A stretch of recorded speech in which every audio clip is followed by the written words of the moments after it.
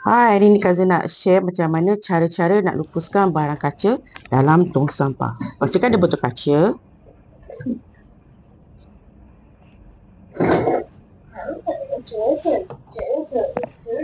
Ada gunting.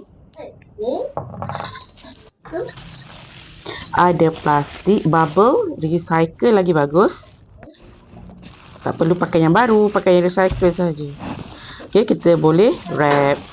Pastikan wrap kita buat double lah bagi dia tebal. Kita gulung-gulung dia. Dan okey, balut dengan pita pelekat. Okey, seletik. Buatlah banyak-banyak kali. Gulung banyak-banyak kali.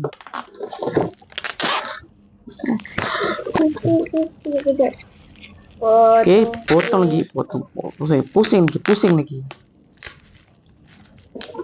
Okey. Bagi tebal-tebal, kemas-kemas, jangan terbuka-terbuka.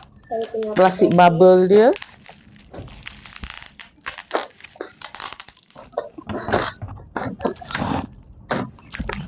Okey, gunting. Siap. So, boleh buang tong sampah terus. Okey. Pastikan dia selamat untuk orang yang kutip sampah kita nanti. Okey. Bye.